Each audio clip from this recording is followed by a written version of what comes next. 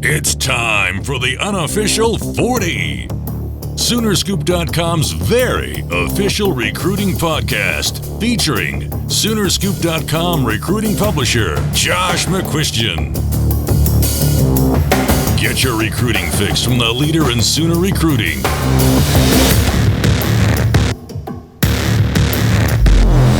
It's the unofficial 40 with your hosts, Soonerscoop.com publishers Carey Murdoch and Josh McCuistion. All right, welcome everybody. It is the OU Texas edition of the unofficial 40, where we are here with you to talk about everything going on with the Sooners. Been a big week, a lot of interviews. We're podcasting here on a early Thursday, so we've done all the interviews with players and coaches in the week.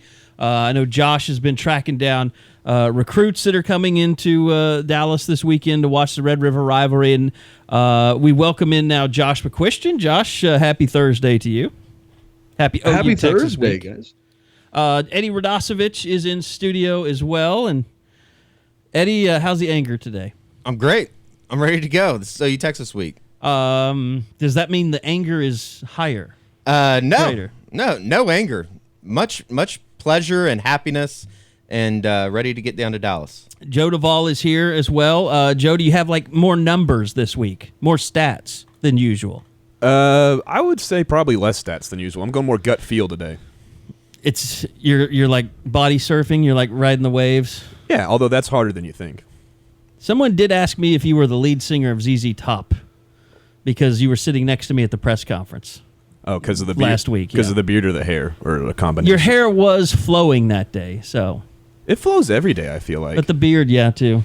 I could see that. I could. It was a very dated reference, I thought. Nobody asks who ZZ Top is anymore. I never realized that they like actually show the person asking questions. I've never really watched the press conference back, and I just so happened to turn on Oklahoma, the sports channel or whatever, and notice that they actually show the person in the crowd. Yeah, we actually make lower thirds, or we used when I worked at Sooner Vision, we made lower thirds and stuff. So yeah. All the media has their name and their affiliation. I don't like watching the press conference because I was there. It's kind of like, they replay part of the radio show in the morning from the previous day. When I'm driving to the station. I won't listen to it. Yeah. Because I was there. I don't know what that is, but I've kind of said, like, I get enough of me. I don't need to also live in a world where I also exist on a radio or television. Like, that's just too much me. I think I've heard that promo. I think that has been a promo. All right, well, Josh, I feel like we didn't really include you much last week in the podcast. But this is a better chance for you because I know the one question you probably get this week more than ever. And by the way, we appreciate our listenership has grown dramatically. It's grown so much that I know we have more people listening than actually subscribe to Soonerscoop.com. We should probably do a better job of promoting Soonerscoop.com in our podcast. But we do have a free week going right now. Everything on the site is free. You can sign up. We've got the code for you on the website and on Twitter for you. If you want to go ahead and check us out on Soonerscoop.com. Some of the stuff that you can't get, talk to us on the message boards, interact with other fans. You can do all that stuff. But for Josh, it's been kind of quiet on the recruiting front. You got road trips. But you did have a bye week where coaches kind of got to get out on the road a little bit. And I know the question you probably get most, Josh, is what exactly can a school do in terms of recruits for this game? Yeah, that's one that people always get confused about. And I understand it. It's something that's a little complicated. And I think some people, it's almost the fuel for, well, this game should go home and home because it's a little more difficult. You're almost giving a recruiting weekend away. But you have to look at it from the spectacle and all that you can do with just being able to host players at a big event like this in a location that Oklahoma recruits so heavily. But basically what it comes down to is whoever is the home team, Oklahoma this year, they can invite whoever they want, whether it's guys from Oklahoma or Texas or even California. If you can make the trip on your own dime, Oklahoma can invite you when they are the home team. And, next year, obviously, it'll flip and it'll be Texas, and the same availability is there to them. The thing that's nice for both schools is they generally are recruiting a lot of the same guys. So what does get tricky, though, the recruits cannot have any contact with either coaching staff while they're there. They can't wave at them. They can't acknowledge them. There's nothing. They just go to their seats, they watch the game, and then they go on about their business. So, now they get to go out into the state fair. So, again, it's a really interesting thing because you give up a lot of the, the time to meet with Bob Stoops or to go to position meetings or some of the things you could do in a home game. But at the same time, they get to see what OU Texas is all about and why people care even when both teams are 2-2 and look largely mediocre so far. And I think the other thing that you get out of it, you do, like you said, you do lose a lot of the recruiting stuff, but my family's lived down in Dallas for over a decade, and Dallas still treats OU Texas like a huge deal. I mean, I know the Rangers are getting ready to start the playoffs, and that'll dominate most of the talk radio and stuff down there, but it's like the one weekend out of the year when the city of Dallas makes college football a huge deal. And I think that's great for every kid, every high school kid recognizes that. And it's an event, and it's not something else that, I mean, they don't do that when Arkansas and Texas A&M play down there, I don't think. No, I mean, that's the one game probably in the country that's the most unique compared to others, right? I mean, there are other huge rivalry games, and we could have that same old sports talk argument, but just in uniqueness, there's not a lot like the OU Texas game, and it brings so much money and brings so much people into Dallas that if you're in that area, you can't help but be aware of it your whole life. So I think it's a good thing just to get the recruits in the game and just to get them a part of the atmosphere. And I don't think this is the time for the Big 12 needs to stay together and keep this. We've got other things we can be discussing. But burn it. But burn it to the ground. Is that what you're saying? Burn it to the ground. But I love this game. I mean, I love growing up going to this game. I love going to the state fair. I mean, it was kind of one of those things where you and your buddy got to get away from your parents and his parents, and you could just go run around the Midway, play games, and just eat horrible crap. I mean, there's a lot of great things about this game. I'd hate to lose it. The walk in from the parking lot, and especially where we park, where media parks on that, I guess is that the south side of the fair, and walking through and just that whole pregame atmosphere. And even if it is at 8 a.m. in the morning, it's still very unique. And I don't think there's many things that I enjoy more than walking in there on Saturday morning, slightly hungover, maybe even slightly a little still drunk, and you're just walking in with the band preparing over on the right side, and then the buses come in, and I love it. You can still smell. I can smell it right now. I can smell the fair. I can smell the fried food. You can feel the alcohol coming out of people's pores as you're walking around. And you're all kind of trudging around the park. Yeah. I mean, it was Wednesday last night. It's just probably it's not hard not going, because it really is a game that you just it's so much fun to be at. I was going to say that whole thing you just described, all that was just Eddie. It wasn't the state fair. Oh. Sorry. I thought I showered before I came over here. He's sweating animal fat right now. I thought I showered. I thought that was just the natural smell of us when we got together. That's musk. No, it is. There is a musk that dominates when we get together. Josh, did you go to this game growing up as a kid? My first one ever, and you talk about one that's memorable, was the 2001 game with the Lehman, the Roy Williams play. Like, that whole thing was my first ever 15 OU years Texas. ago today. Yeah. And I can still see that play from inside the stadium. Like, I mean, it's in my mind's eye. Like, it's one of those things that, and you guys know, because I know you saw plays that were the same way in that game, that when I see it in my head, it took like 12 seconds. But when I watch it, I mean, it's just the blink of an eye. The whole thing comes together. But for some reason, it's slow motion when I see it in my, in my head as I try to remember what it was. It's just crazy how those moments become so large. And like I said, I mean, even in games like this that aren't as anticipated as that one was, you're going to have some guys that really make their legacy at Oklahoma or Texas. Go ahead. It was just interesting talking to some of the guys this week. Jordan Thomas and Orlando Brown especially, they said that their favorite moment so far in the OU Texas series has been the Zach Sanchez pick 2 years ago. And I think it was probably because they were freshmen and weren't really preparing for the game per se. But did you just want to go like, no, you don't understand. This game actually used to mean something. Yeah.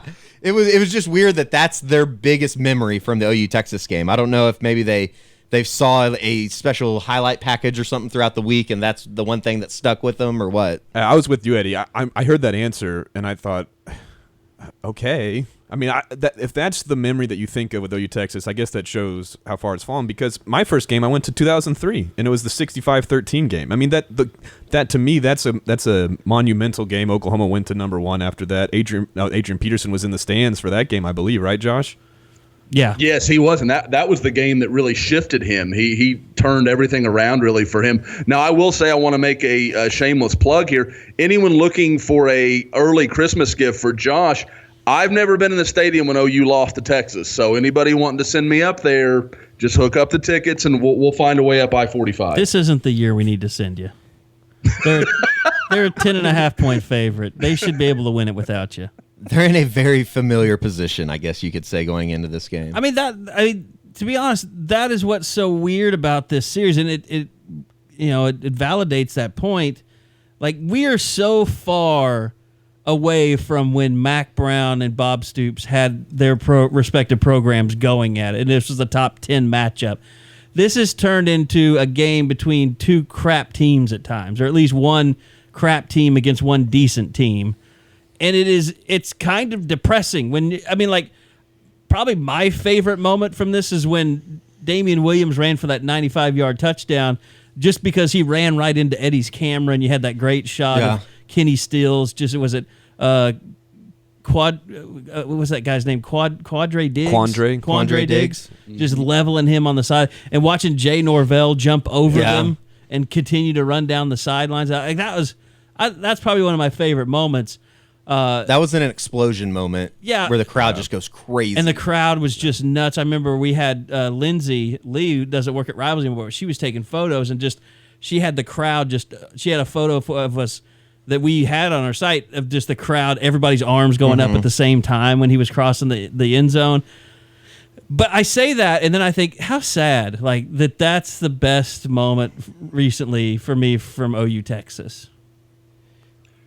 I think the 45-35 game in 2008 with Sam versus Cole was, people around here don't want to remember it because of how it ended. Yeah. But that was a awesome football game. If you ever have the chance of, I'm sure that the Longhorn Network has played it in between 50 times this week, but it's a terrific game to go back and watch. Yeah, it's almost a shame that score got to double digits, because it's one of those games when you look back, you see the 45-35 and you don't think too much on it. But if you watch the totality of that game, that was great. And to be honest, was that the game where Travis Lewis got 2 personal fouls because he touched Colt McCoy out of bounds? Was that 2008? Or was that might have been that 16-13 game? Yeah, that might have been the next year. I can't remember.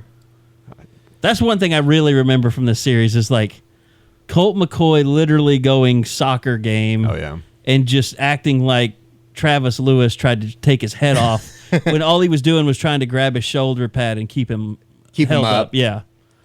Was that also the same game? Who was OU had a punter then that guy I think got 2 roughing the punter penalties on Texas, and I think he flopped on both of them. Oh gosh, what was his name? That wasn't Freebie, was it? I thought it was like a 2-syllable, like first name like Matt, second name another 1-syllable name, but I don't know. This is probably not great radio to be wondering about an old OU punter. Punter talk. Yeah. Little punter talk. We just need somebody to look it all up for us. That's Joe for you. He loves the punter talk. Hey, to bring it down another notch, something that I just saw on Twitter. Urban Meyer, during his call-in show on the this weekend's Indiana game, called Indiana the best defense we've faced, and that includes Oklahoma. He decided to throw that in? Yeah, like that's his direct quote, according to 11 Warriors. That is that's bold. Like, I get that. I mean, not that anybody has any illusions about Oklahoma's defense, but for him to throw it in as an extra, that's brutal. Is that aimed at Okuda? I mean, could that be partly... Hey, I'm letting people out there know that, because he's recruiting against Oklahoma for a few guys on defense especially. He might be letting people know that, hey, I got Oklahoma's defense isn't what you think it is. Marvin Wilson too. Drinking a little bit. I'll let you know right now. I've been drinking a little bit. Sorry, Josh. We got an audio issue. Josh can't tell when we're laying down drops, so I had to do that a couple of times. I'm not going to explain it to you. You're just going to have to listen to it later on, Josh. Basically, Urban Meyer needs to spend more time with his family instead of taking shots at people on a Wednesday, Thursday. There he is. Lordy. All right. I'm really shocked by that. I don't know where to go from that. I mean, that's just stupid. You think Kevin Wilson's like, hell yeah? When he wakes up at noon today, he's no, but I do think it's plastered on the Indiana Sports front page. Oh my God. I love Kevin Wilson. That's I say the worst that thing you've ever said on this podcast. Why? I like Kevin Wilson. That the man is a drunk. Kevin Wilson gets down, and I appreciate that. One of my favorite I will say this. I guarantee you, when Bob Stoops hears that, he'll be like, "Oh, Kevin, you need an extra help this week? Need me to tell you anything you don't know?" Kevin Wilson's awesome. I saw him many times at the old O'Connell's getting a solo cut prepared for his drive home. My favorite Wilson was back when, and Carey, we've talked about this in podcasts before the media was completely outlawed from Oklahoma football practices. We were at one, and they had all these – this was like early days. Like I think this was even before like Red Bull was completely a part of the national consciousness. God, I couldn't get that out. Anyway, and he's drinking, and he sees this energy drink that's in this big tub, and it's right in the middle of practice. Everybody's breaking down for a drink, and he looks, and it's me and probably 3 or 4 other media members standing there, and he goes, "Man, I wish this was a different kind of can," or something like that. Oh, that's amazing. I mean, it was just that kind of honesty that was just awesome with him. What? Did we just become best friends? Yep. I mean, Kevin, he liked to have a drink. There's no doubt in that one. There's nothing wrong with that. I think he's awesome. He's over 21 years of age. Yeah, I don't think anybody here's casting judgment. So anyway, I literally had a whole show mapped out in my head, and you guys have totally ruined it now with taking us off track like this. Let's get back on. Okay, let's get back on. Baker Mayfield, we had a chance to talk to him this week. He probably had – I know you were talking to Jordan Thomas, Eddie. I didn't get over there because I was talking to Mike Stoops and Baker, but you had told me that Jordan had a very similar – like street fight was like the term everybody was using, you said.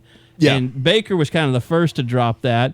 And we all know that Baker has been a little too up at times. I think you look at the Houston game, trying to do too much. So I do think you have to worry about, like, how is he going to go into this game and handle it? And so I was just kind of asking him what are his expectations of himself and of his teammates, and I thought he had a great quote. You're known as one of the vocal guys, leaders on this team. When you're in that tunnel, you guys are getting ready to go. What do you want from yourself? What do you want from your teammates to get ready for this thing? Just from an emotional standpoint. From an emotional standpoint, this is a street fight. That's absolutely what it is. There's no hiding that. This is the biggest rivalry in college football. You get in that tunnel. There's nothing nice to be said. They don't like us, and we don't like them. I mean, there's no beating around the bush, but at the same time, our guys are going to have to kind of harness all that and go out and do their job. Now, all that is great. Emotional. They want to be fired up. But then you kind of hear on Wednesday, we talked to Bob Stoops, and you find out Charles Walker is out with a concussion, or he said he had a concussion. I don't remember him leaving the TCU game at any time. Do you guys? No, he never did. And I don't even remember there being anything after the game. I mean, the way that Bob talked about it yesterday was that he just came up with this out of nowhere, is the way that I felt. Well, here, let me play the Stoops quote from yesterday. And he starts out talking about, it's one of those things that Bob does sometimes. He was talking about who is healthy, and then he thought he might, halfway through answer another question, he decided, I might want to tell them that this guy's out because it's kind of important. So I kind of spliced this together, but here's kind of how he talked about injuries yesterday. Yeah, Baker practiced again. Jonathan Alvarez practiced. So he'll be back in that rotation. So they're coming back some. I forgotten, and we'll also be without Charles Walker. He said he got a concussion sometime in the game the other night, so he'll be out. Yeah, that was the way he phrased it. He said he said he got a concussion during the game. They didn't know about it until after the game. I don't think they knew about it until at least Monday, that he thought he had suffered a concussion.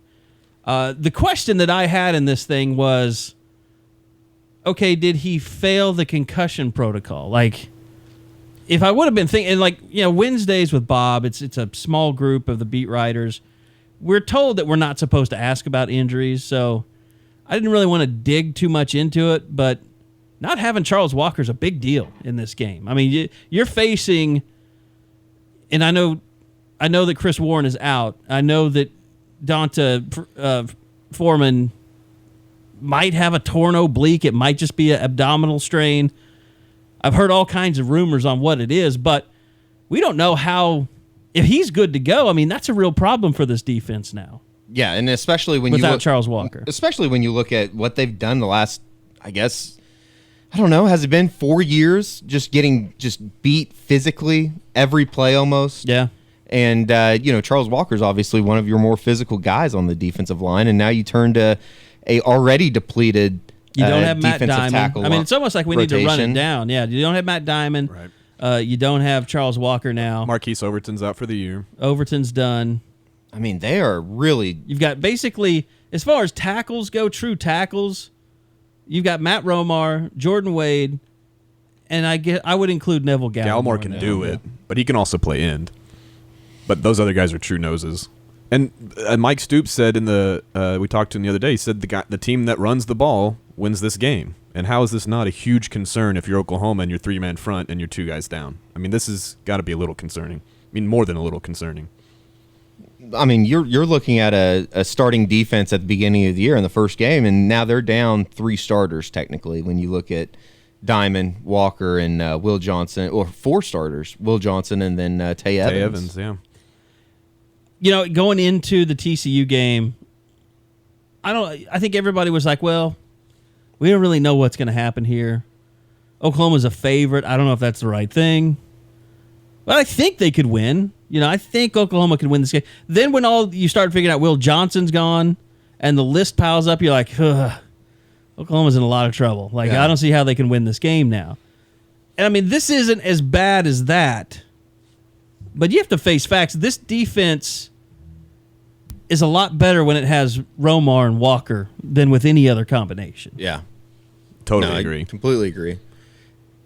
Those guys have been disruptive. While Jordan Wade can eat up blockers and he could be helpful to them at the nose tackle and he has experience, Romar can actually penetrate. And Charles Walker, like nobody else on that defensive front, can penetrate and get in the backfield and make guys have to make cuts in the backfield, not let them get ahead of steam, which helps out your linebackers, who you're, like Eddie just said, they're replacing 2 of those too. So they had a game against TCU where for one half of the game, the second and third quarters, they looked incredible. They allowed 3 points. They weren't arguing. They weren't stressing, as the players were telling us.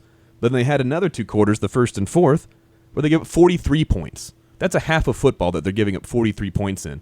I think the huge concern is if you don't know what you're getting from the defense already, what's going to happen now that there's more injury trouble, more turmoil, more changeover? This has got to be to me. I'm if I'm an Oklahoma fan, I'd be more and more concerned as this game grows closer. Screw it. Let's not even cover it. Just let them lose. I got stats. I actually do have one number here. You're depressing me with your stats. Here, this will be the last one. We'll go to the low point. We'll go to the lowest point, and then we can build up from there. 8 times since 1989, OU has been ranked, and Texas unranked at the time of the Red River Shootout. And Texas has won 6 of those 8. So when Texas isn't ranked and Oklahoma's ranked, they win 6 out of 8 times since 1989. What are we getting ready to do here? This year is different from last year. I mean, here's the thing, guys. I think every coach on the staff that we talked to, which isn't a bunch, they all seem to be challenging this team physically. I mean, they're basically like last year. Bob wouldn't give up, the ghost in terms of, well, you got even though you won a year ago, you really got beat up front. Yeah. They were better than you. They were more physical than you. That was kind of a storyline going into last year, and then it turned out to be true. They got beat up again. And so this year he's finally admitting, okay, yeah, they've been more physical than us, and they've thrown that back in the players' faces. Now you got 2-2-2 teams, and they're not going in opposite directions, but they're not going in the same direction. I mean, Texas is on the verge of melting down. And it's not just a 57. I feel like they felt that way the last 2 years, right? They've come in desperate, melting down. But, I mean, this is not an Oklahoma team that's going to overlook anything. I mean, they don't have reason to be confident in anything that they're doing. I heard, I guess it was Ty Darlington talking about the game, and he said that, last year watching film, you walk out of film and you just didn't think that Texas was a very good team. They hadn't put a lot on tape, and even though it's kind of the same situation this year, I just don't understand how a team could show up after getting their ass kicked the last 3-4 years and just expect for the same thing not to happen. I mean, or not to want to do something so the same thing doesn't happen. So I will be very disappointed if they get beat, but if they go out and just get their ass kicked again physically. I asked Mark Andrews, I said, is it hard for you guys? Because, the last couple of years you watch tape, and the Texas team you watch on tape isn't the one that shows up in the Cotton Bowl. Do you have to kind of think about that the team you're watching on tape might not be the one that shows up Saturday?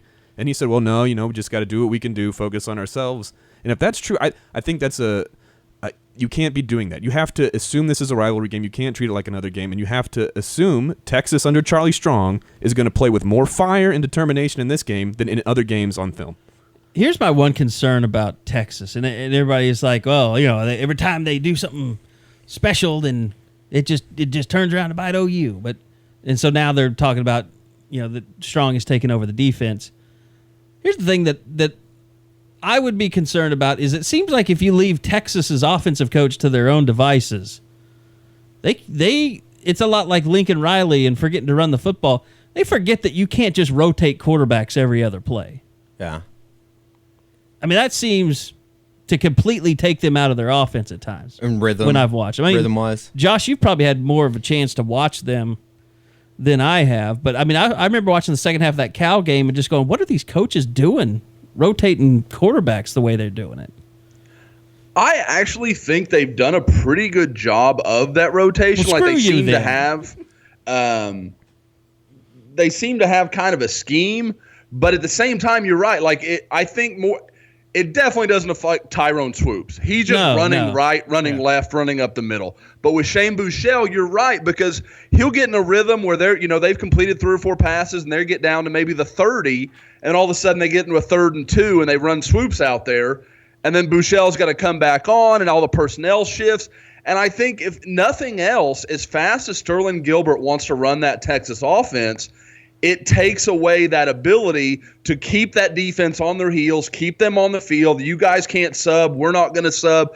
And it allows everybody to make that shift. And so I don't know if it's so much a rhythm as allowing – you mentioned the Cal game. That was a good example. I'm actually looking at the Oklahoma State game right now, and you saw some of the same things where Texas would be moving the ball, and then all of a sudden we're going to make this change. Well, now Oklahoma State can do the same thing, and they can match personnel, and they can do what they want to do from a pregame standpoint rather than, well, we just got to react with what we've got. And I think that's where Texas gets themselves in some trouble on these things, and that's where these 2 quarterback systems, not that they always fail. There are a few success stories, but that's where they usually run into trouble.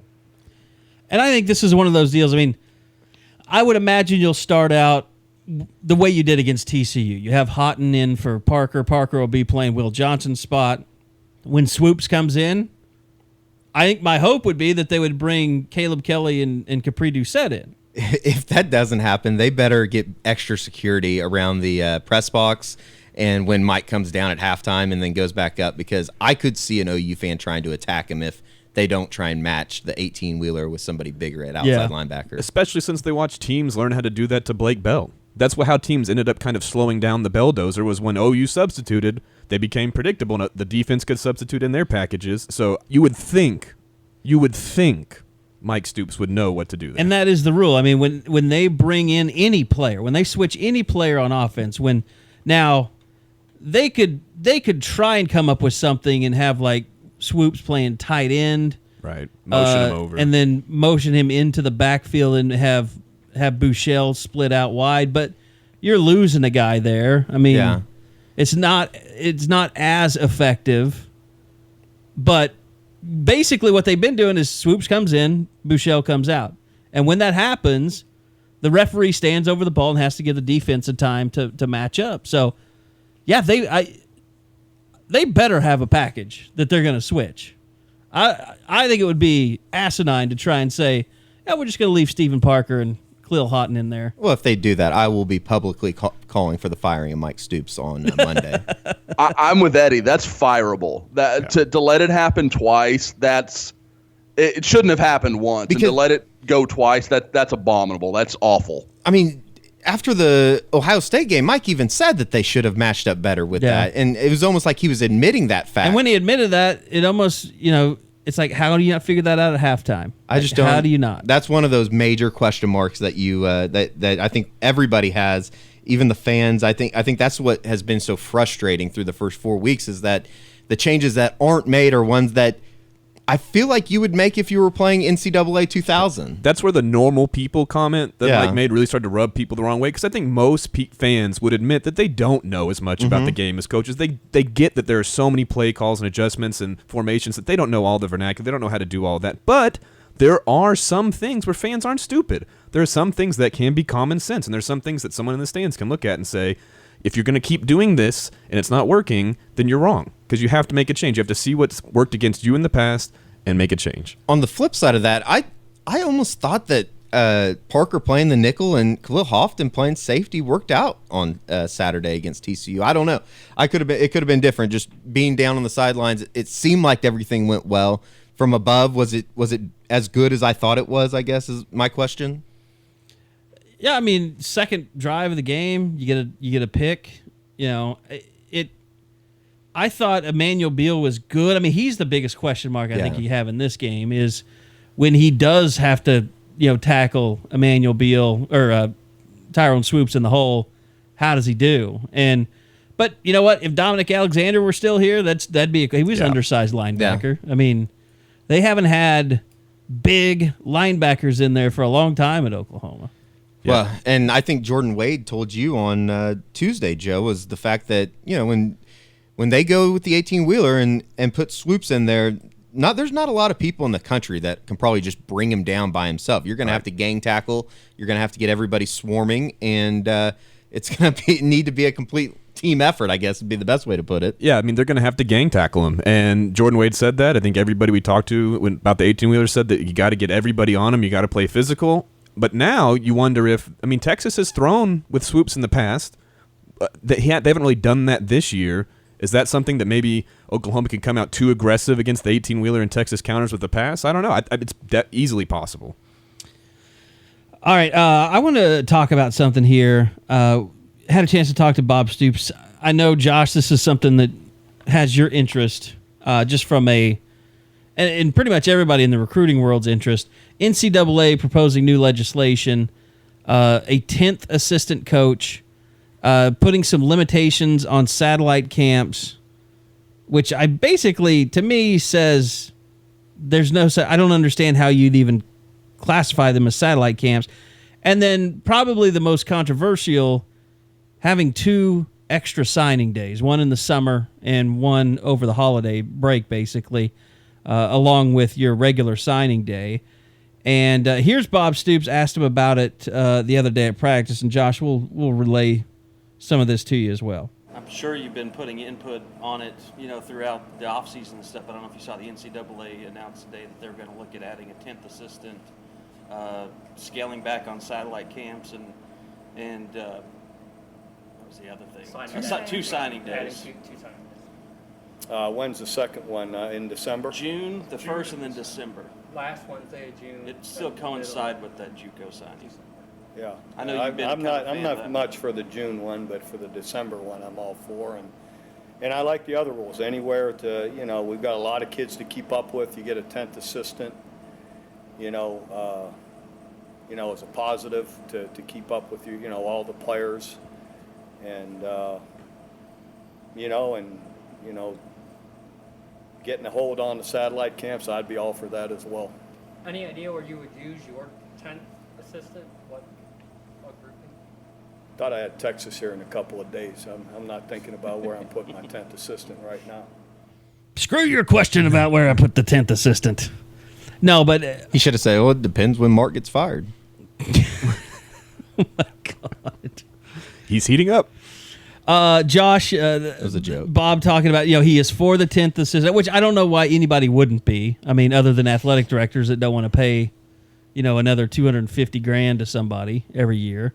But I mean, we see all these guys that we deal with that become GAs that just have to leave after 3 years because there's not enough jobs out there. I mean, and once you get a job as a college coach, you're not letting that baby go for anything. I mean, that's a hell of a living. It's a hard way to make a lot of money, but you make a lot of money, and people are not giving those things up. So adding this 10th assistant, I think if people don't hire, Josh, you tell me if people don't use this 10th assistant to hire a young, dynamic potential recruiter, then they're just doing it wrong. I think that's exactly what you'll see it go to. Guys like, if the perfect examples on OU staff right now, Chip Viney. Last year, there was all that talk of, I think it wasn't Michigan that really, I think even brought him up and talked to him and had some meetings. You kind of found a role for him and that sort of thing. But he would be the perfect guy for this because, he can continue to cut his teeth, continue to learn as a coach. But with him being young and energetic and really doing a great job relating to kids, he's a perfect guy for that. He's a guy that and then you can send him on the road. He can go meet these kids and take it kind of to another level, whereas now he really only gets to see these guys if they come to OU's campus. But if he can go to California and recruit and go to the areas he knows and is familiar with, that's a home run. So, I mean, I'm with you, Carey. I can't think of anybody, coaches included, that would be against this, save for the people that actually have to sign the checks. Yeah, and not on top of making a great living coaching, most of these guys, it's in their blood. Football is what they do. They probably couldn't do anything else. It's what they kind of live for. And Chip Viney is one of those guys, and he has ambitions. I think he wanted that job Kerry Cook's got. I think he wanted to be the defensive backs coach. So I think that keeps him in Oklahoma because he's going to keep looking for a full-time job. As Kerry said, those are hot commodities. So I love the suggestion of Chip Viney. I think that once that got brought up, I almost would be shocked if Oklahoma did something other than hire Chip Viney now that I heard that suggestion. Well, and unless you wanted to split up, but with the defense they're running, they don't need to. But obviously, if they decide to change defenses, they're not really set up for the defensive end, defensive tackle kind of thing. But I think then they'd have to lose a linebacker coach. I think it's been proven that they could get away. Yeah, I mean, they got an outside linebackers coach, which, let's face it, is not needed. I mean, Tim Kish is basically coaching one position because those middle linebackers are essentially the same. I mean, it's probably the least. I don't want to bash on Tim Kish. He gets bashed on enough. But I'm just saying that is the least crucial position on the defense right now. And Mike's the way they're set last week, and now you're throwing him under the bus. Well, Mike's only coaching Obo because, I mean, Stephen Parker's playing the other outside linebacker position. Yeah. I mean, there are ways to shuffle around this staff if you need to make room. Well, I like the move. I think it's good for young coaches specifically. And now I'm sure Nick Saban will try and hire 4 new assistants. They'll take whatever they can get, and I guarantee they'll make one work in the morning, one work midday. Get the staff up over 55 guys. That's something that probably needs to be addressed at some point. Just how many people you can have on your faculty staff. How many of those guys, I mean, I guess they're all making salary. Oh, yeah. Some type of salary. Oh, yeah. A good salary. Jesus. That's what drives people like Joe Castiglione crazy. All right, but the other parts of it, Josh, 2 signing days.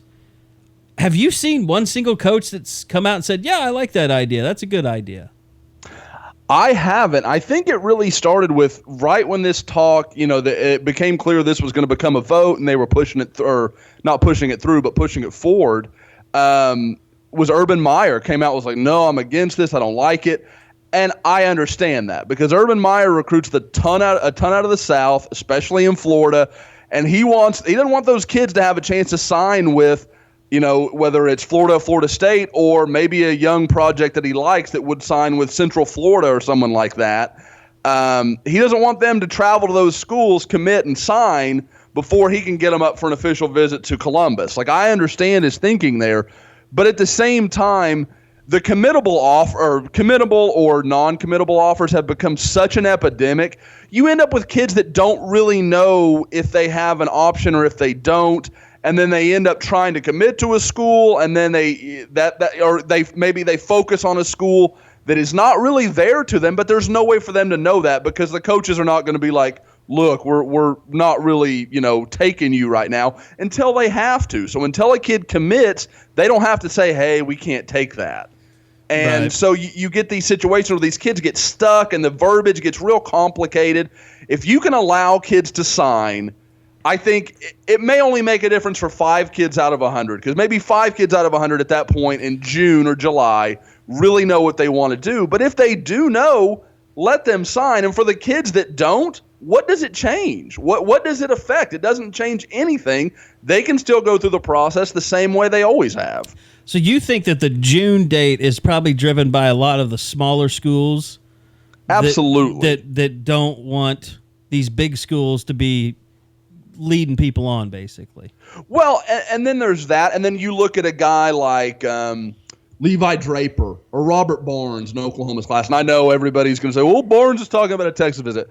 Robert Barnes is going to Oklahoma. That was probably preordained pretty much from the day he caught his first interception. Like that just happened. Levi Draper, he's going to Oklahoma. Like, you go down that list, and these guys don't have to deal with all the phone calls and all the other stuff that they don't want to mess with. They get to just play high school football and get ready to go enroll in Norman. And I think that's a big part of it, too, is you can save some kids some headache because there are kids that know what they want to do. And I certainly get, people are like, well, what about a coaching change? That's easy. Put a stipulation in there. If you sign with the school and their head coach leaves, you're free of that letter of intent. You're signing it with that head coach and that university. If either one of those things are broken, you can walk away from it. Like, that's fine. I don't want to – it's not about locking these kids in.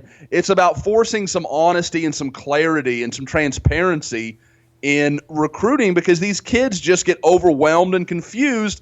And it's not exactly the coach's fault. They have to be vague because other people are being vague. But if everybody has to just kind of open their doors and say, this is where we are, then you have some ability for these kids to really know where they stand and to know where they might fit in better than, well, I'm just going to go to the big school that offered me. Was there somebody before Texas that was doing this, you have a scholarship, but it's not committable? I feel like that's a trait of Urban Meyer's, is it not? That's a Meyer was a big one. It's really I think USC for a long time did that. Now I think with USC it was less publicized, but yeah, with Meyer it definitely happened a lot. It's hard to wrap your brain around that. Like it just doesn't like. I don't. It's still like when you say, okay, yeah, like how do you ever even get somebody to buy that in the first place? It's like it's kids that so desperately want to go to a program that they don't really hear what people are saying to them. To me, yeah, it's like we want you, but not yet. We'll let you know when we want you. That's the thing, guys. The coaches don't say that. We've got an offer for you, and until that kid's ready to pull the trigger, they don't have to explain it. They don't have to say this is non-committable. You have an offer from us. And then if the kid doesn't pan out, they just get to stop calling. They just walk away. And if he does, hey, man, we offered you months ago. We loved you before all these other big schools did. Well, then that forces everybody else to do the same damn thing. Oh, well, Texas offered this non-committable. We better do the same so that they can't hold that trump card of they liked him before we did. And then it just becomes this ridiculous cycle. And it's just the coaches have done this to themselves because one guy started it and everyone else followed suit. Since we're looking for sponsors, I'm going to say it's like it would remind me of this. Like, if I went to Whataburger, I said, okay, I want a Whataburger with cheese combo, and they turn around and they say, okay, and then they just don't start making it, and they're like, where's my Whataburger combo? Well, You didn't act like you wanted to pay for it. I mean, it's ridiculous. Like, what other? I can't for the life of me figure out how this even started. I'll tell you a great. It's so stupid. I'll tell you a great analogy. I like great analogies, so it better be great. In 7th grade, I had a crush on a girl, and I asked her out. Wanted to be boyfriend girlfriend, that kind of thing in 7th grade, and she said you wanted to go with her. Right, we wanted to go steady, and she said we didn't do steady in Oklahoma. We can be together, just don't tell anybody. Just don't tell anybody in person. Don't let anybody know. You're my secret boyfriend. But we can be together. And then that was okay for like a day or two, and then I quickly realized if we can't tell anybody we're together, we're not together. If an offer is not committable, it's not an offer. What a little hussy. I know, right? It's not your wife, is it now? No, thank God. Although my wife doesn't like people telling her that she's with me. She likes to keep that on the DL too. But I learned early in 7th grade. So you totally understand this non-committable offer thing. Oh, it's the story of my life. The story of my life is non-committable offers. I feel for these kids. Oh, is it me or is a lot of Joe's analogies come back to women? Like, I feel like he's a little girl crazy. Like, Joe, were you that guy that constantly had a girlfriend? I'm a romantic, Josh. Okay. I love it. I love dealing with women. They're the better half of us. Oh God, this Joe guy's weird. I knew it. I'm trying to broaden our base. We can bring some women into the fold here for the silky smooth ZZ Top voice of Joe Duvall. All right, so beyond all the, it's going to make my head explode if we keep talking about non-committable offers. December, though, I think everybody has been on board with. I mean, to me, that's the one that makes sense. You lock up guys that you really want. You don't have to, have this. It doesn't have to balloon up your recruiting budget because you have to keep going back and kissing these guys' asses, their families' asses leading up to signing day. Because eventually, people say, "Oh, I'm committed. I'm signing with them." It seems like, Josh, everybody starts getting a little restless, though. The closer it gets to signing day and they see all these other people getting attention, I think it's just natural for people to go, you know what? I haven't got this kind of attention in a while. And it seems like that's what leads to all these signing day kind of, not flips, but almost flips. I think that's absolutely true, especially, and I think, Carey, it's gotten worse. And I think there's some correlation between the birth of the All-Star games and how this has come about. Because you get about half those guys that show up to that game that are already committed and about half that aren't. Well, when we break out for interviews after practices and after the games, sure, I'm gonna spend a little time catching up with the OU commitments. Like last year at the Army game, I went and talked to Chance Sylvie. But who did everybody want to hear from? Caleb Kelly. Everyone wanted to hear what Caleb Kelly was thinking, what he was doing, where OU was with him and a few other guys. So that, Mark Jackson being another good example. So you just end up with these guys that, I think some kids are mature enough to handle that and say, I didn't want that. I'm glad I'm done with that. I walked away from it. I remember what I didn't like. And then some kids say, well, man, I really liked being the star and I want to be that guy again. And, they kind of forget what they hated. It was cool when I committed and everybody came to me on Twitter and told me how much they love me, and it's been a long time since that's happened to me. Well, these kids, they love Twitter, and they go through their timeline. What was the thing they tweeted that got more retweets and attention than anything else? Their commitment tweet. Right. Every time. It's hundreds and hundreds, sometimes even thousands of retweets. And it's not just with the fans, it's with the coaches. I mean, the coaches are just like, their attention gets turned to Caleb Kelly. I mean, Chip Viney may have been helping out with some guys or whatever, and maybe all of a sudden you don't hear from him, or when you call, he doesn't answer as much as he used to, or something like that. I mean, so coaches get kind of like, we got you. We need to worry about these other guys. That's you have to continue to pursue now, I think is the point we're getting at, is that you can't just have guys committed and let it sit there. You have to continue to pursue, and these coaches don't want to keep doing that. They want to think, okay, we have the guy committed, let's go ahead and lock him up. But that's just not the way it works anymore. And I also think they like having the hats on the table. They like saying, I have X amount of offers. I mean, every time a guy gets a new offer, what does he say? He doesn't say, I have a new offer from so-and-so. He says, I have my 20th offer from Illinois. I have my 15th offer from Purdue. You know, you see that now. I mean, like you see like Trey Brown randomly like retweeting his old offers that he got. I mean, it just is. I mean, these guys, we've talked about it before. They're young. They like dating.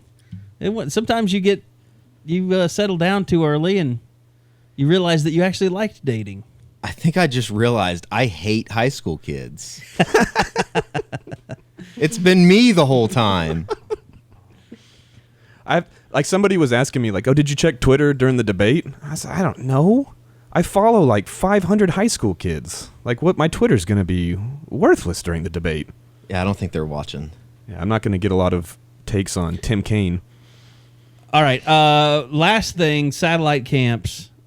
To be honest, I haven't had a chance to really study. I read it, and I was just kind of like, okay, my head's going to explode. Like, it's something about, Josh, I'm sure you can explain this a lot better. It's something about having it on campus, not having it on FBS facilities and things like that.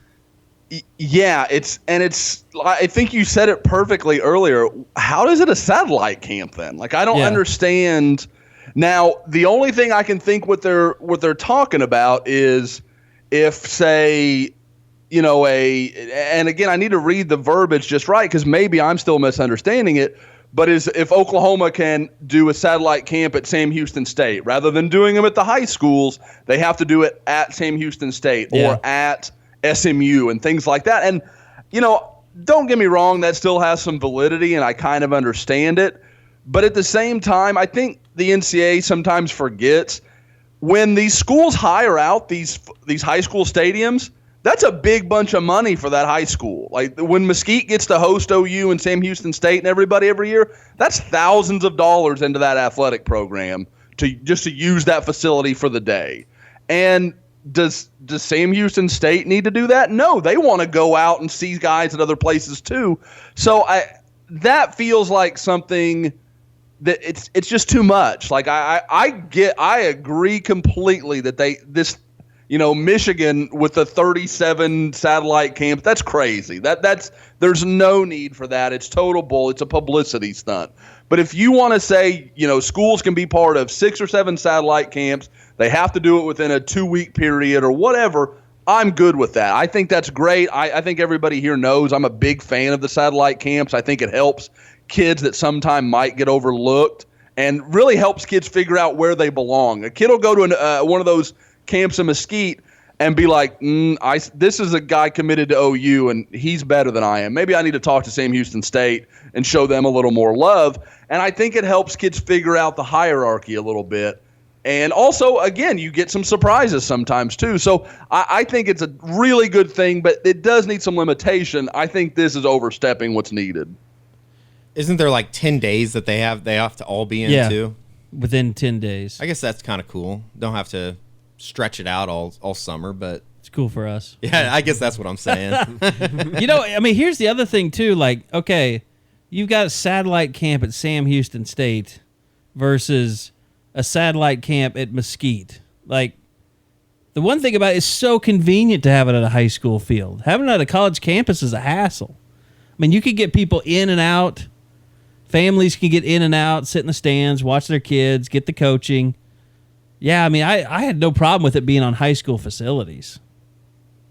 Yeah, I don't understand why it needs to be on colleges. If it's not broke, don't fix it. I don't see where that really comes into play. And also with this thing, there are so many. I mean, it's not just Oklahoma and Michigan and Ohio State and those schools coming to see kids. I mean, when we were out there, like we said, Sam Houston State, it's Duke. I mean, there are so many schools out there that can go see a kid that might not have been seen before. So Rutgers. Exactly. This is not just beneficial to schools. This is beneficial to individual human beings who are trying to make it in football. I think these are good to make sure that it's good to regulate it and make sure that things are staying where they need to be, but you have to keep these satellite camps going. They're too good.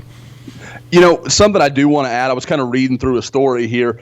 One thing I do like about a tweak they're making, and one of the causes I'm sure they're doing this for, is to have these things at the college campuses is to avoid money getting into the pockets of some of these promoters and street agents and some of these guys that are putting on these camps. Now, I don't want to paint with too broad of a brush. There's some of these guys that really do. They want to help, and that's, our buddy J.D. Runnels trains a lot of kids, and I think that's great. But there are a lot of guys that it's a way for a school to grease their pocket. Hey, that kid, that sophomore that we really like, man, maybe get him up for camp. We'll run a camp down there in Dallas for you next year, blah, blah, blah. Yeah. It's a really gray area that's really dangerous. But, Sam Houston State runs their own camp. You don't have to go to a college campus for a college to run it. Just be sure that it's signed off for and accountable to a university, and then you can still have it at high schools, and you can avoid all these, back market kind of handler deals. Well, I was shocked, when I read up on, when Illinois came down there this year, because it wasn't hosted by any school. It was hosted by, trainers. Yep. I just thought that shouldn't be the way that it is. Yeah. That when it goes in that direction, the NCAA is trying to stop football from becoming basketball. And to me, that's when you let it move at all in that direction, that's when you're going to get right there. When these guys are getting these, probably $25,000 to run a one-day camp where they got to feed some kids some sandwiches at lunch, and that's really their only overhead along with the high school stadium, you're getting into really, really dangerous turf. All right. Recruiting-wise, Josh, names that you want to throw out there that are going to be watching? I guess we'll just say watching the game this weekend, so it's not really a visit with coaches or anything like that.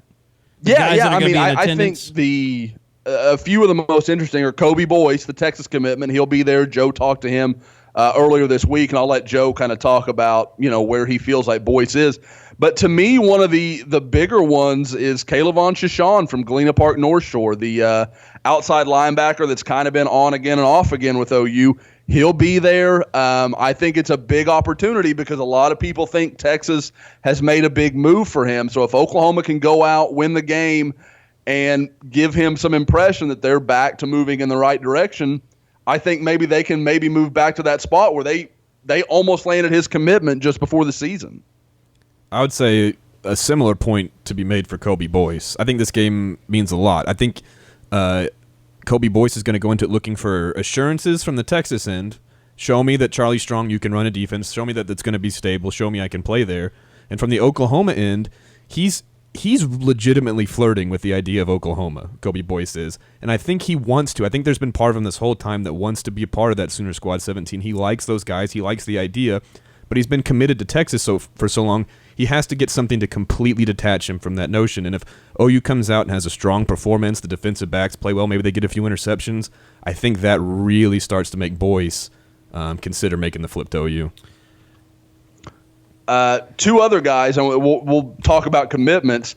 First, we'll come back to him because there's a little more to cover with him. But Cedarian Lamb, who had been rumored to maybe even be taking an official visit to Texas A&M this weekend, he told me yesterday he will be taking the trip to up I-45. He's going to be at OU Texas.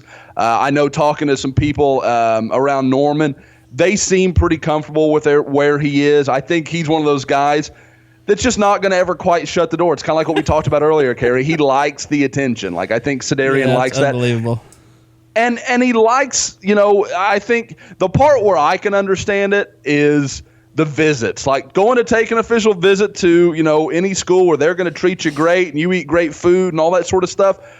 That's an opportunity that's tough for me to pass up. I don't know about you guys. I would never have committed early if I had a bunch of opportunities. I would have taken all 5 official visits and gone straight Willie Williams on all of them. It would have been, last days of Rome kind of stuff. I would have enjoyed every minute of it. But the other guy, not to get too far off track, Kennedy Brooks, the guy who the latest commitment, the first commitment in several months now, he'll be there. We're going to talk to him on Sunday, kind of catch up a little bit about the commitment. But he's a guy that I think Oklahoma just made the call. They needed another running back. I think they're starting to realize they probably are going to lose at least one of Samaje Perine and Joe Mixon, and they need another guy in that class. And so they went in all in on him, and he'll be there this weekend to kind of get to know some of the other guys in his class a little better. Well, the one thing we haven't talked about is all the turmoil when you start out 1-2. Everybody worried about what this is going to do to recruiting after Ohio State. You beat TCU on the road. You go into Texas. You find a way to win this game. You come out 3-2. I got to think things really start improving, and you don't have to worry so much on the recruiting trail going forward. Is that you feel that's correct, Josh?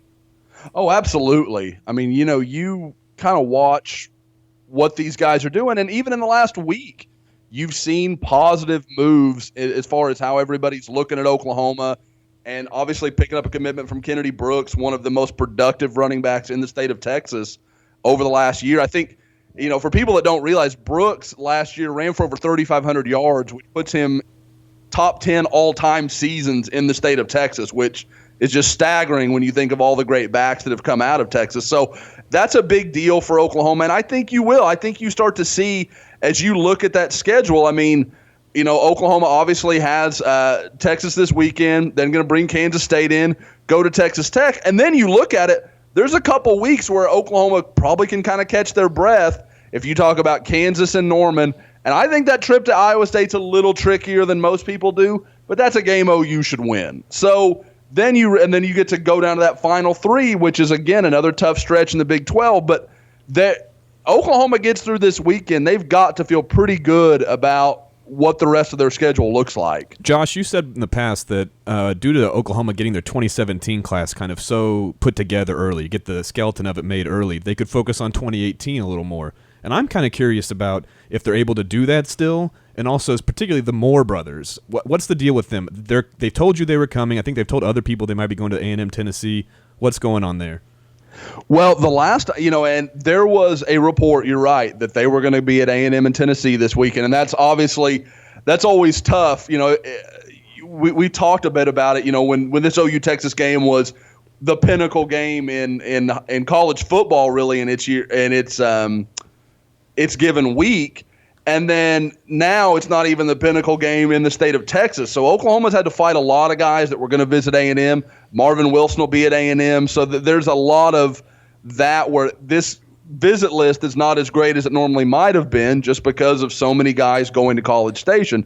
But I still think when you look at guys like Moore, the Moore brothers, I think they're going to make it. From what I was told, the report of them going to A&M was a little dated. And when I talked to them, it was from both of them. I got it from Jordan and Josh within about 10 minutes of each other saying, hey, yeah, we're going to be at the OU game. Now, their recruits, anything could happen. They could show up. They may drive to Austin by mistake. Recruiting is crazy and weird things happen. But I do think they'll be in Dallas. I think they'll make that trip. And I think you're right. I think this is a big chance because Josh has always been very big on OU. He's really liked them. Jordan didn't make the trip up a few weeks ago for the Ohio State game, and I think this is his chance to really get ingratiated with OU, maybe fall in love with the atmosphere and the fans and all those sort of things. Because as much as twins like to talk about, we could go different places, they almost always go to the same place. And I think Oklahoma recognized that and realized if we want Josh, we're probably going to have to go over after Jordan. And I think Jordan's really good. When I watched their sophomore tape, I liked Jordan better than I did Josh. So the hesitancy on his offer always surprised me a little bit. But I think Oklahoma has a real chance there, but they need to get a win because Texas has kind of made a move for those two as of late. Eddie, anything else you want to hit on with recruiting before we get out of here? They could sweep the leg this weekend of the Charlie Strong era, and I don't see how in Oklahoma. I know the players don't take that into account. But, I mean, if you're an Oklahoma fan, you should be walking around the state fair looking for blood on Saturday because you can just completely gut punch the Charlie Strong era in Texas and Austin this week with a deciding win, I think. So I just don't see how you couldn't enjoy that. I'm sure there are plenty of Texas fans that wouldn't mind it if they did lose. I know, so and they could move on to Tom Herman. That's the funny thing is that I don't know which fan base has least amount of, I guess, confidence in their team going into this weekend.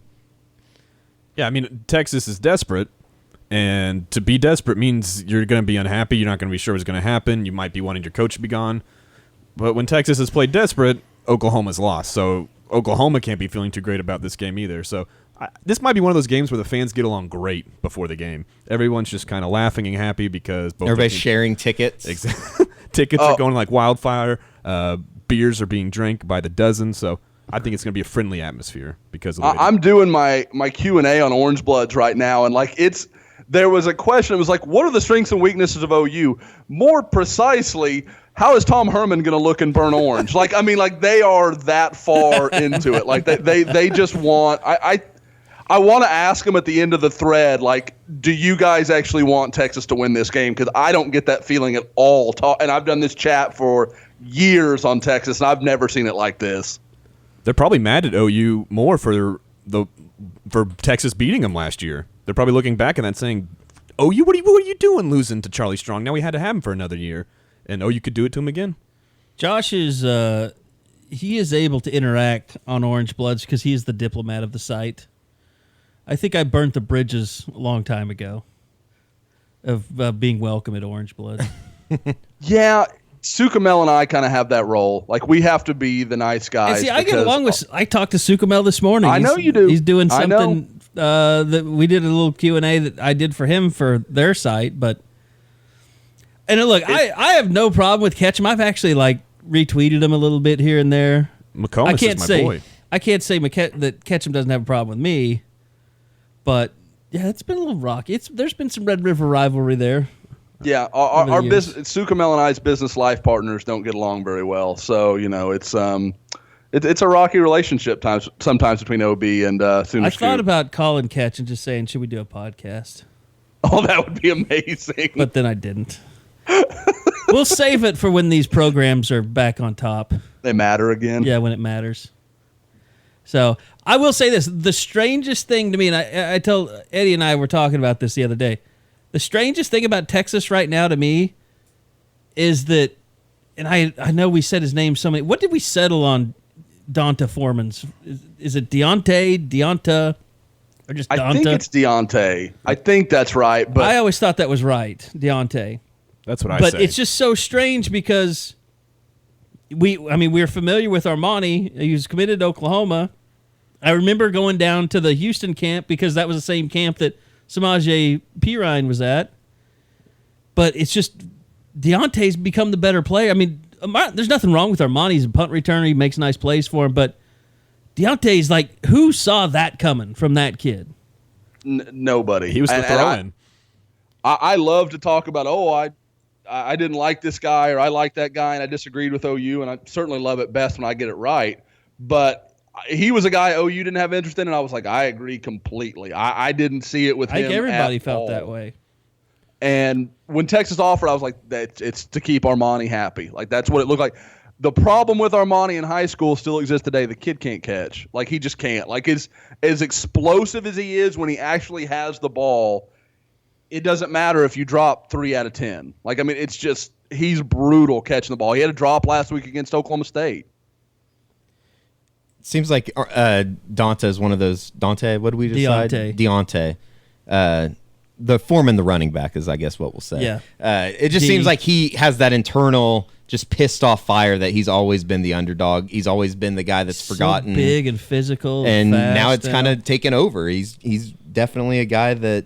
It's going to be interesting though to see just how much he can run on Saturday. If you can get a couple good hits on him, that oblique can be kind of a problem, especially I think breathing wise. It's so bizarre that Shane Buechele didn't throw down the field against Oklahoma State. I would have to think if he's capable, they're coming out immediately and trying to go downfield. I heard. I think Kirk Bowles was. I was driving home from practice one night this week, and Kirk Bowles was on with Al Ishbak, and he said that there's maybe a shoulder injury that they've been guarding, and that's a reason why they didn't throw down the field against OSU. I hadn't heard that, so maybe that's one of the reasons. They also don't have a lot of weapons on the outside to throw downfield too. You know, Armonte Ford's probably their best guy, and as Josh said, he's not a great catcher of the football, and he's been just kind of a guy. He's been a chain mover almost essentially this year. The believe it or not, this will be the easiest game sans Louisiana Monroe for the Oklahoma secondary just covering receivers. There's not going to be the gigantic fast guys like you saw at Houston and Ohio State and TCU. Oh no, Shane Bichelle's getting ready to throw for 500 yards on Saturday, isn't he? We're turning him into Case McCoy before. Oh God, there will never be a time that I've just been more bewildered than watching Case McCoy just drop dime after dime after dime. Yeah. Oh, just throws that you just don't make, and he made every one of them. And that were throws that first-round draft picks make. Yeah, okay, yeah. If you're Case McCoy, what did you go do after that game? Do you go buy a lottery ticket? Do you just go I would have just gone straight straight to Austin and just stood on 6th Street and said, ladies, come. Well, apparently you like to watch. Yeah, that's true. That's true. So they probably just went back to the hotel and watched each other. Is that the all-time guy has his one shining moment against Oklahoma? Like, for me, it's Reggie McNeil in 2002 in College Station. Yeah. When he came on and just lit OU up in the second half. How about Seth Deege in Norman? Was it 2011? Deege, yeah. That's a good one. Yep. Go all the way back. What was it? Jarius Jackson from Notre Dame in '99 when he had that crazy game against OU when they lost in South Bend. Yeah. Yep. Brandon Daniels had a punt return for a touchdown in that game. That's right. Well, and but the Texas decision, like James Brown. Yeah, if you Peter remember that Gardere. name. Yeah, Peter Gardere beat him in 4 years straight, though. That's more than just a one-game wonder. You're right. Did that guy get free drinks? By the way, in Austin did you for the know rest of his that life? Peter Gardere was the throwing consultant on the movie Varsity Blues? Really? Great job. He was the one that taught Johnny Moxon how to throw the ball. That's pretty awesome. Did a wonderful job. And Paul Walker. And they say that Rest some in of the peace. scenes Those are real. That is actually Peter Gardere, like when he's throwing from behind, like with the cameras from behind. Really? Yeah. So Like when they have the That's helmet on awesome. and stuff, like game footage? Yeah. So go to IMDb. It lists him. If on that show film. was remade these days, it'd be my buddy Hayes McEachern playing quarterback. That's true. Old He's Hayes. doing a little acting right now. Is he really? Yeah. All right. So that's going to do it. It's been a long show and a lot of recruiting this time, which I'm happy that we got to get Josh more involved in this podcast. But as always, would like to ask any of you that are listening and enjoying the podcast, make sure you go rate us on iTunes, Google Play, Stitcher, SoundCloud, if they do that kind of thing, because that always helps us a little bit. But we're going to go ahead and sign off. Look forward to getting down to Dallas and watching another OU Texas game. I don't know if it'll be a classic, but I think the potential is there. All right, for Josh McQuistion back in his home studio, Eddie Radosevich here in studio, Joe Duvall, I'm Carey Murdoch, and we'll see you next time on the next edition of the Unofficial 40.